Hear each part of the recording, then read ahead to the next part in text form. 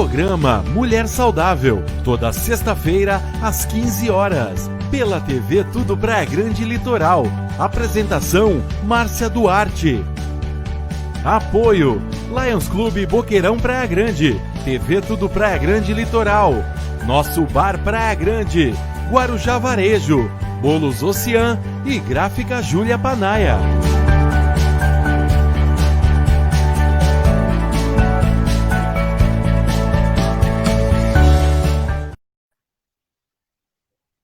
Boa tarde a todos. Estamos aqui na TV Tudo Praia Grande Litoral, com o programa Mulher Saudável, da ONG Estrela da Mama. Sou Márcia Duarte e temos hoje a convidada, a psicóloga, doutora Camila Bernardes de Souza, com o tema Os Aspectos Psicológicos do Câncer de Mama. Olá, Camila, seja bem-vinda. Passa para a gente sua formação, o que faz atualmente, antes de abordar o tema. Muito boa tarde a você, Márcia, boa tarde a todos. Eu sou psicóloga formada há 40 anos e a minha formação sempre foi voltada ao atendimento de mulheres com câncer de mama, pacientes com câncer em geral e principalmente mulheres com câncer de mama e ginecológico. Eu trabalhei todo o meu tempo no hospital público aqui em São Paulo, atendimento pelo SUS, e fui parar na Praia Grande depois de me aposentar e descobri a ONG Estrela da Mama e atualmente eu atendo as pacientes na ONG como voluntária, sou voluntária da ONG Estrela da Mama e me sinto muito honrada de estar aqui com vocês e de estar na ONG com vocês também. Para a gente é uma grande alegria, porque nos auxilia muito e a gente quer mais isso, né? Pessoal para nos dar força, atender as nossas assistidas.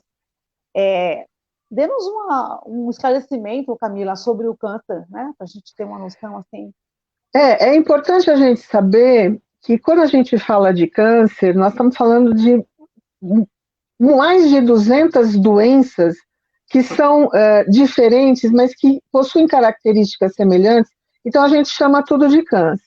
Mas é importante para as pessoas saberem que cada câncer é completamente diferente do outro, que cada tratamento é diferente do outro, que nada mais é uma célula que sai fora do esquema normal de crescimento e que pode atingir diferentes órgãos, pode fazer metástase, e por isso precisa de tratamento o mais rápido possível, e um tratamento tão rigoroso quanto tem que ser o tratamento para o câncer. Perfeito. Há alguma relação entre o modo de ser, né, a personalidade e a carcinogênese? Existe alguma relação? Tem gente que acha que não, mas as pesquisas mostram que sim. Mas, quando a gente pensa no aquilo que a psicologia pode estudar a respeito do câncer, um dos aspectos é esse, né? Qual é o papel dos aspectos psicológicos, do estresse, da maneira de ser, da personalidade da pessoa no aparecimento do câncer. Existe uma personalidade que seria cancerígena? Alguns pesquisadores acham que sim, que existe um modo de ser mais, eu diria assim, mais conivente com as coisas, menos agressivo de viver, que estaria relacionado ao câncer. Vou te dar um exemplo, assim, aquela pessoa que é extremamente boazinha, que nunca diz não para nada, que para ela está tudo muito bom, tudo muito bem, que os outros sempre têm mais razão do que ela, que os outros sempre são mais importantes do que ela. Essas pessoas, parece que essa falta de agressividade, né, na vida, de ação. De reação. De reação. O tumor toma para ele. E a agressividade do tumor é muito maior nessas pessoas do que nas pessoas mais proativas. Eu diria que as pessoas mais proativas parece que estão mais protegidas do câncer do que essas pessoas mais condescendentes. Como pode, nesse sentido, a agressividade do câncer se representaria essa agressividade que falta nela. Entendeu? Sim, perfeito. Procede sobre os estudos que apontam o aparecimento do câncer na perda de entes queridos, ou seja, um trauma, uma separação, ou seja, algo que o feriu profundamente. O que se percebe é que há um período, se a gente conversar com alguém que teve câncer e pedir para ela contar o que aconteceu 6 meses, 1 ano antes desse aparecimento do tumor. Isso eu estou falando de câncer de modo geral, não necessariamente só o câncer de mama, né? Mas você vai perceber que nesse período de 1 ano, de 6 meses a 1 ano para trás, algo de importante aconteceu. Ou uma perda afetiva, a morte de alguém muito querido, a morte de um filho, a morte de um marido, ou uma perda econômica, uma perda de uma situação econômica importante.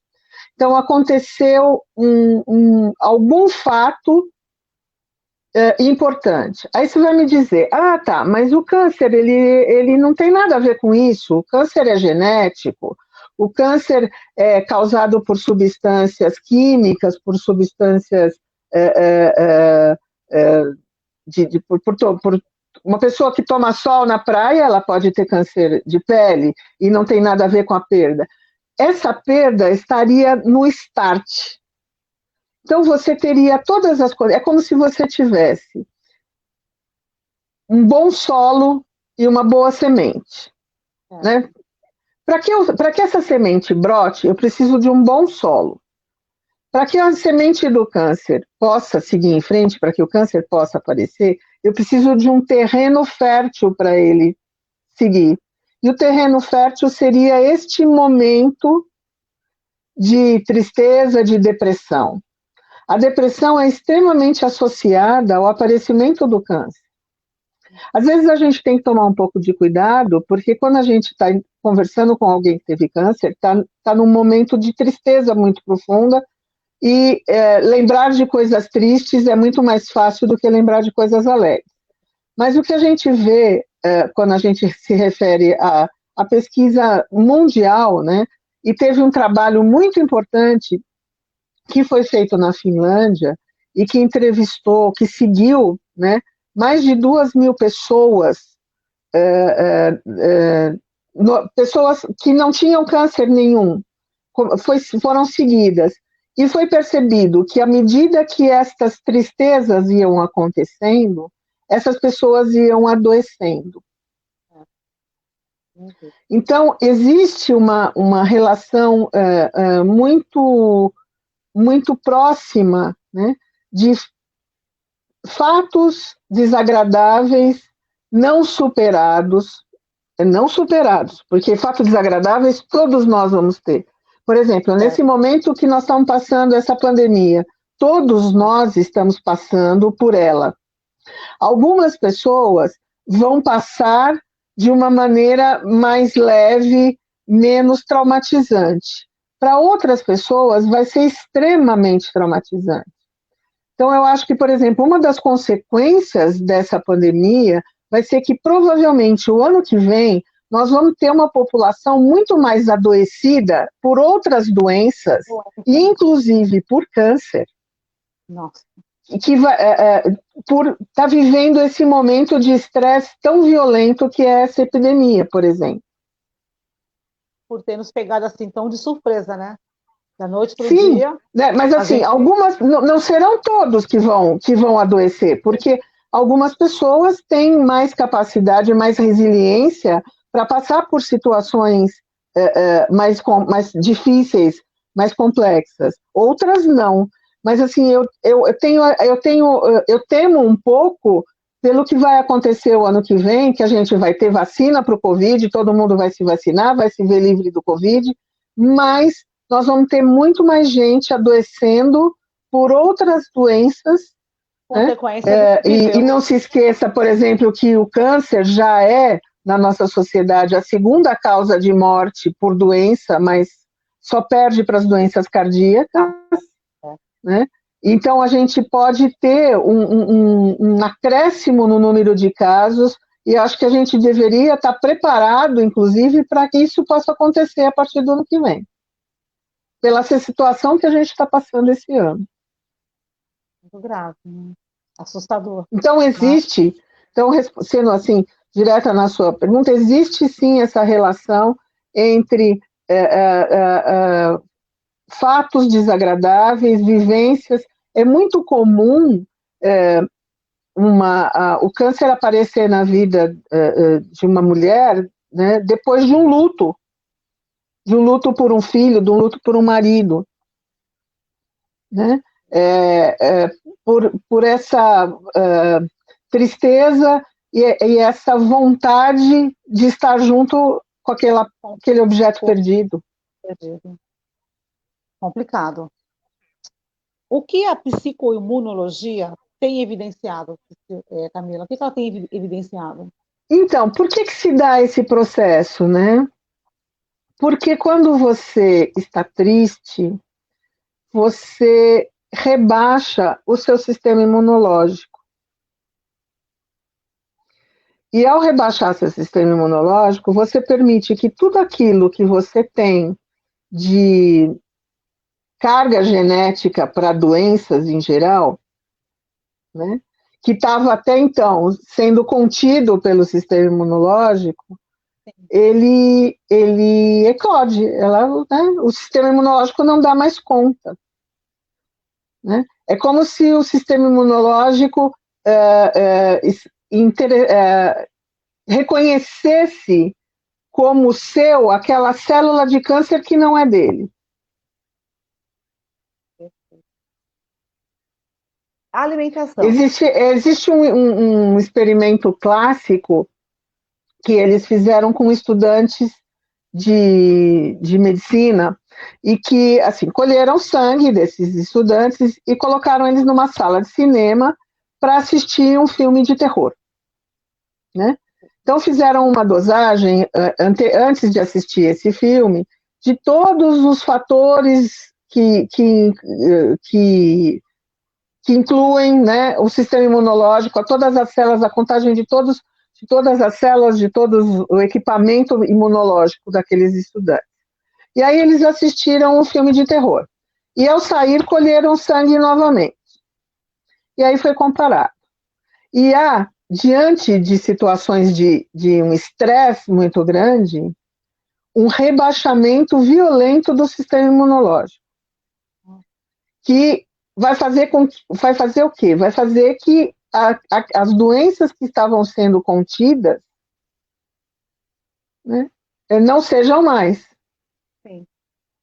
E isso é por isso que eu estou te dizendo que, assim, essa situação que nós estamos vivendo atualmente, que é um estresse violento, né, é um estresse porque nós estamos tendo que ficar trancados em casa, sozinhos, nós estamos tendo que adaptar a vida a outras coisas, outras pessoas sofrendo estresse muito maior, como perda de emprego, perda de negócio, quer dizer, tudo isso está contribuindo para que a gente tenha pessoas com sistemas imunológicos cada vez mais debilitados, e não só em relação ao próprio Covid, mas com relação a outras doenças. E ao câncer também, porque o câncer é contra a célula. Eu diria que, assim, todos nós, nesse momento exato, eu, você, temos uma célula cancerígena rodando no nosso organismo. Ela está por ali. Com certeza tem uma. Só que o nosso sistema imunológico está dando conta dela. por que é que num determinado momento ele para de dar conta dela e ela começa a ganhar força no nosso organismo. Por todos esses fatores que eu te falei, pela tristeza, pela dificuldade de lidar, eu costumo dizer assim, que para não ter câncer, precisa um certo grau de proatividade. Uhum. Né? Se me permite, vou contar uma historinha de uma paciente que eu tive, ela não está mais com a gente, mas era uma senhora de 63 anos e muito, muito reconhecida na sociedade e tal, e ela tinha um câncer de mama bastante grave e fizeram três diferentes tentativas de quimioterapia com diferentes medicações e nada funcionava, o tumor não funcionava. Indo um pouco, e ela fazia acompanhamento psicológico comigo. E eu num certo momento, indo por isso que eu penso que é dessa maneira que funciona, eu perguntei para ela, o que é que... me diga uma vez na vida que você tenha ficado brava com alguém por algo que não aconteceu. Porque o que chocava os médicos é que eles diziam assim para ela, olha, sua quimioterapia não deu certo, nós vamos ter que trocar. Ah, tá bom. A segunda vez, olha, sua quimioterapia não deu certo, nós vamos ter que trocar. Ah, tá bom. Era a resposta dela. Isso estava deixando os médicos profundamente angustiados. E aí eu perguntei para ela, me dá um exemplo de um momento da sua vida que você tenha xingado alguém chamado de chato, bobo, feio. E ela falou assim, nunca. Eu falei, nunca você teve uma contrariedade? Ela falou assim, não, nunca. Márcia, como que alguém aos 63 anos nunca teve uma contrariedade? É impossível. Sim. E aí eu disse aos médicos, falei, não adianta, vocês não estão percebendo que o tumor reage como ela reage na vida. Para que você possa ter uma reação do tumor, a pessoa precisa ser uma pessoa proativa e reagir junto. Né? Para ela era assim, tudo bem. Então esse tipo é que junta com aquela primeira pergunta tua, tem uma personalidade que tem a ver com o câncer, tem esse tipo, né, que não reage às situações ruins da vida. Então pisam no seu pé e você não fala, ei, você pisou no meu pé. Você acaba dizendo, muito obrigada, você pisou no meu pé. Não, também assim. Já pensou? Nossa. Já pensou? Complicado. Nós vamos para o nosso intervalinho e eu vou já complementar para o próximo bloco, falar sobre a alimentação, modo de vida, né? Aliado a tudo que você já falou, para a gente poder, né? Tá muito interessante. Uma aula, uma informação preciosa, Camila. Excelente. Nossos apoiadores daqui a pouco estão aí, né? Vamos aguardá-los, nossos comerciais. Até mais. Vamos aos comerciais. Aguardando. TV Tudo Praia Grande e Litoral.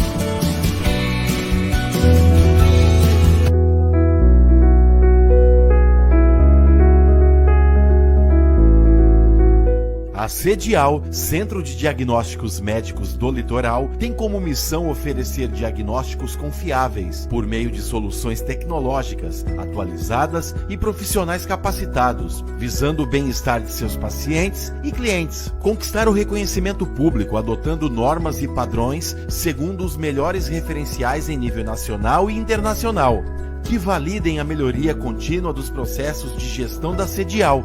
Exames realizados: densitometria óssea, ecocardio Doppler Color, eletrocardiograma, endoscopia digestiva alta, Holter, mamografia digital, mapa, raio-x digital. A única em Praia Grande a realizar o exame panorâmica, membros inferiores e panorâmica coluna vertebral, teste ergométrico, ultrassom ou ecografia, ressonância magnética, colonoscopia. CEDIAL, Rua Sebastião de Oliveira, 47, no Boqueirão, em Praia Grande. Para mais informações, ligue 3476-6161. Programa Mulher Saudável, toda sexta-feira, às 15 horas, pela TV Tudo Praia Grande Litoral. Apresentação, Márcia Duarte. Apoio, Lions Clube Boqueirão Praia Grande, TV Tudo Praia Grande Litoral, Nosso Bar Praia Grande, Guarujá Varejo, Bolos Ocean e Gráfica Júlia Panaia.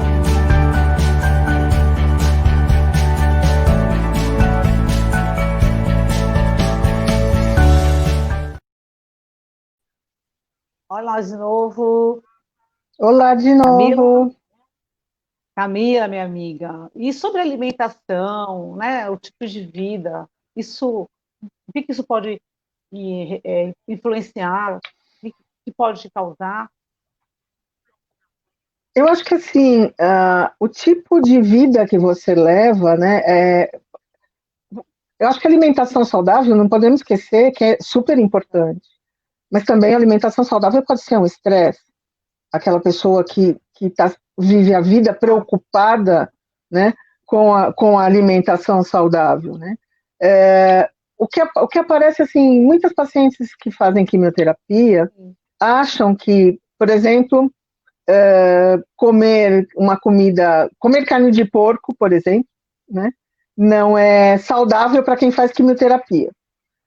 E uma das coisas que a gente costumava dizer para as nossas pacientes lá no hospital é que, assim, olha, você pode tomar até sopa de pedra se você tiver vontade, né?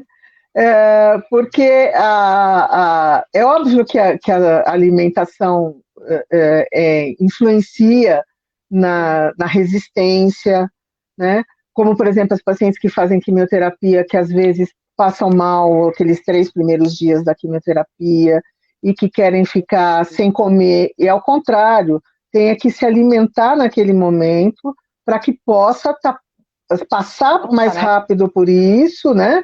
E estar pronto para a próxima, né? Para a próxima.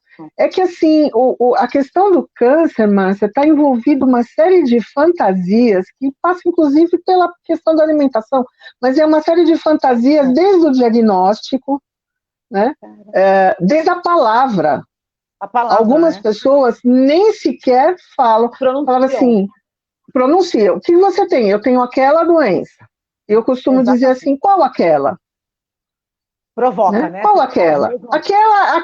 Aquela uma, né? Não consegue. O quê?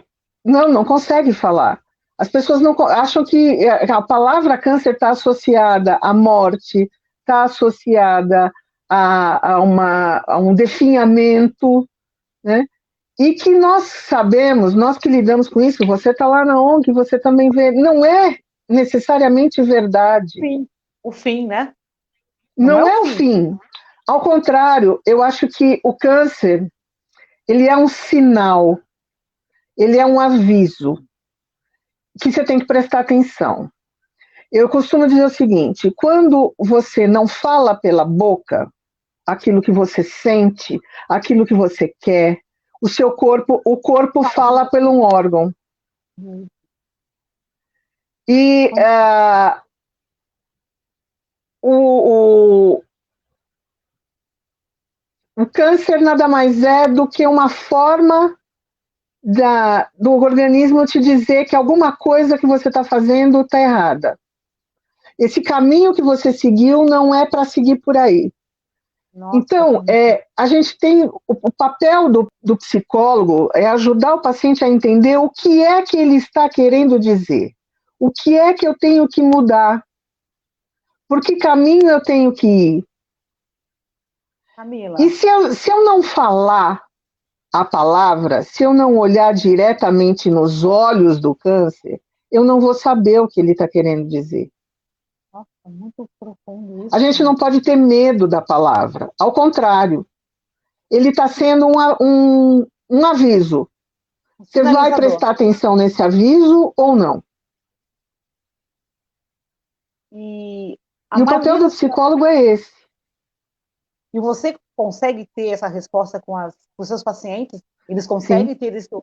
A maioria consegue ter esse olhar? A maioria consegue ter. A maioria consegue ter. Por isso que a maioria, eu costumo dizer assim, que eu sempre vi muito mais fichas no atendimento dos pacientes vivos do que no arquivo morto. Sempre teve, né?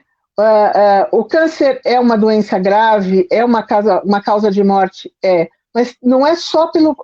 Você sabe que no Brasil não é só pela doença em si que ele é uma causa de morte importante, é porque nós temos um sistema de saúde que é falho, é demorado, né? Entre o diagnóstico, embora tenham colocado aí uma lei que tem que ter o diagnóstico em 60 dias, não adianta nada. O diagnóstico sai em 60 dias e o tratamento começa em 1 ano. Exatamente. É o sistema de saúde que é mais letal do que o próprio câncer, na verdade. Mas, assim, é importante que a gente olhe, ajude o paciente a olhar para um outro caminho que ele pode tomar. O que é que essa doença, o que é que o câncer está dizendo para ele? Ele diz alguma coisa. Se não houver um momento de ressignificar a própria vida. Fantástico. E a cura está relacionada diretamente a isso, a ressignificar a vida. A sua postura. Tem que ressignificar. Ok. Ai, tô até sem palavras, porque quanta informação... Porque é uma série de medos. Então, vamos dizer, é o medo do diagnóstico. Então, muitas vezes, demora a procurar um médico porque está com medo de ouvir que está com câncer. Ou, eu vou ouvir que estou com câncer e não vai adiantar porque eu vou morrer assim mesmo de câncer e não vai adiantar nada. E não é verdade. Quanto mais demorar nessa negação, mais difícil vai ficar. O tratamento, aí vem um outro medo, né? O medo do tratamento. São tratamentos agressivos? São. A quimioterapia é um tratamento agressivo, principalmente para a mulher, né? Porque há a perda do cabelo, a perda da imagem corporal. É um tratamento que afasta, muitas vezes, do trabalho por algum tempo. Às vezes, a própria cirurgia, no caso do câncer de mama, por exemplo, é uma cirurgia mais agressiva. Então, tudo isso vai trazendo uma série de outros medos que têm que ser enfrentados e têm que ser ressignificados na vida, né? Tem que ser visto que não é o final. Há a perda do cabelo, mas depois há o renascimento do cabelo. E o renascimento do cabelo é o renascimento da própria pessoa. Camila, no programa anterior com o Dr. Tarcísio, a gente abordou sobre o abandono, né, do marido, o marido abandona o lar, muitas vezes, a mulher vê sozinha, com os filhos, com a doença, enfrentando o tratamento. Sabe, Márcia, eu não acho que ele abandonou porque ela estava com câncer. Eu acho que ela está com câncer porque ele já tinha abandonado. Porque esse casamento já tinha acabado. Nossa, que visão. Então, esquece que eu falei, a minha fala foi pro outro Sabe, eu acho que o câncer ele não acaba com nenhuma relação. Se ele acabar com a relação, porque a relação já estava acabada, ele só faz a verdade aparecer. Vira à tona. não dá mais para esconder a verdade quando você está com câncer. Ele está ali, ele escancara. Então, se foi embora, é porque já tinha ido embora antes. O câncer foi a Se deixa, ficar... né? Pegou para... Exato, é a desculpa como seria qualquer outra coisa.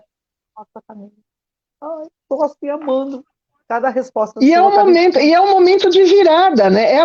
Eu acho que uma separação é um momento de virada, de crescer de novo, né?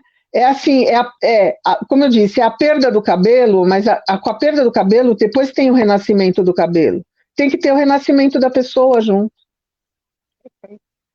Bom, uma vez com o diagnóstico, exponha sobre os processos a seguir, né? Quais são os outros passos, né? Então, a questão eu falei do diagnóstico, que é um momento importante, e aí existe um tabu, né? Algumas pessoas, e principalmente a família, muitas vezes quer forçar ao médico, aos profissionais que trabalham com esse paciente, a não falar o diagnóstico. Isso é o maior erro que você pode cometer, por 2 motivos. Primeiro, porque todo paciente sabe que tem câncer. Ele pode não querer que confirme. Lá no íntimo eles sabem. Sim. Tanto que ele demorou para procurar o médico, por quê? E depois tem um outro sentido. Hoje você vai no médico, você vai lá, o que está escrito na porta do médico? Oncologista. Quem é hoje em dia que não sabe para que serve um oncologista? É verdade. Né? Então você está criando um outro problema. Você está fingindo que não sabe, o paciente começa a fingir que não sabe o que tem e fica achando que está muito pior do que está, porque estão mentindo para ele. Se você não me fala, se eu sei o que eu tenho, e você não fala nada a respeito, é porque você deve ter alguma informação de que eu estou muito pior do que eu realmente estou. Eu lembro uma vez que tinha uma filha de uma paciente que pediu para falar comigo, e a paciente estava junto, e eu estava conversando com a paciente, e essa filha atrás de mim fazendo assim, ó. Sinais. Não. Não o quê? Não. Eu falei assim, Dona Maria, a sua filha está aí atrás da senhora, desesperada, fazendo sinal para mim, porque eu acho que ela está com medo que eu fale para a senhora o que a senhora tem. Conta para ela, a senhora, o que a senhora tem. Ela olhou e falou assim, filha, eu tenho câncer. Natural, naturalidade total. Natural, porque tem que ser natural. Como é que você vai passar as chances de cura? Como é que você vai dizer, olha, você tem chance de ficar curada, se eu fico te escondendo as coisas? Cada vez pior, né? Então, é muito importante que a família entenda e suporte, porque muitas vezes a família não quer que conte, para não aguentar o que vem a seguir, porque vem choro, vem, e é bom que venha. É bom que venha. Se você se sentiu agredida na vida, você vai chorar que a sua vida está em risco. A menos que a sua vida não valha nada, você não vai se sentir agredido. Camila? Agora, a família precisa aguentar esse tranco que vem em seguida, esse choro, essa tristeza, que vai ser temporária. Vai passar. Sim. Camila, um recadinho para você. A nossa artesã voluntária, Sônia Regina Muniz, diz parabéns pela entrevista. E ó, obrigada, palmas. Sônia. Muito bom. Camila, qual é o olhar agora, a postura dos médicos hoje em dia com relação à divulgação do diagnóstico? Acho que a gente pode ter essa última pergunta e a gente vai, eu quero falar para o nosso público que você vai estar em outros programas, com outros temas, tão importantes quanto, né? Porque a gente está assim, ó, tendo... Sabe, Márcia, houve um tempo em que os médicos não falavam o diagnóstico. Então, você imagina uma mulher entrar para fazer uma biópsia e sai o médico da sala de cirurgia e pede autorização para o marido dela para fazer uma mastectomia. A coisa acontecia assim, não muito distante, nós estamos falando de década de 80, de 90, em que a mulher acordava, não tinha sido preparada para uma mastectomia, mas por um procedimento ser mais fácil, porque ela já estava anestesiada, e pela autorização do marido, era dado o direito a ele a fazer a mastectomia. Então, no passado, o esconder o diagnóstico era natural, mas muito mais por uma dificuldade do profissional médico conseguir se comunicar do que por benefício da pessoa. Não existe benefício algum em esconder o diagnóstico de alguém. Jamais, né? A não ser benefício para aquele que está escondendo, que é a dificuldade de falar. Mas para o próprio médico, é ruim que a paciente não saiba o diagnóstico, porque ela não vai participar, ela não vai compreender os efeitos colaterais, vai ser uma paciente que vai ficar extremamente ansiosa e que vai ter outras complicações por causa dessa ansiedade, né? Hoje em dia, nós temos até uma questão de lei. Existe uma lei que te obriga a revelar o diagnóstico. Mas também pode ser um problema, porque a questão não é falo ou não falo. A questão tem que ser como eu falo. Exatamente. É muito mais importante o como eu falo do que se eu vou falar ou não. Nos Estados Unidos, por exemplo, eles dão o diagnóstico por telefone. Meu Deus. Você liga e o médico fala, olha, eu peguei seu exame aqui e a senhora está com câncer. Viu? Até logo, muito obrigada, marque uma consulta. Pá. Friamente. É falar o diagnóstico. Isso causa muito mais problema do que não falar. Exato. Camila, a Edith Camargo, nossa voluntária, né, da nossa ONG, tá aí, ó, ótima entrevista, esclarecimentos muito importantes. Edith Camargo, a nossa, ó. Oi, Edith, um beijo para você, minha querida. Nossa, Camila, fantástico, né? A gente já está na reta Mais alguma coisa? A gente vai deixar as perguntas, as próximas perguntas, né, os próximos temas para o próximo programa. Eu só tenho a agradecer. E se alguém ficou com alguma dúvida, entra no site do Estrela da Mama, entra no site da entrevista, deixa lá perguntas, eu respondo assim que eu receber. Sim, pelo Insta ou pelo Face, né? A gente tem aí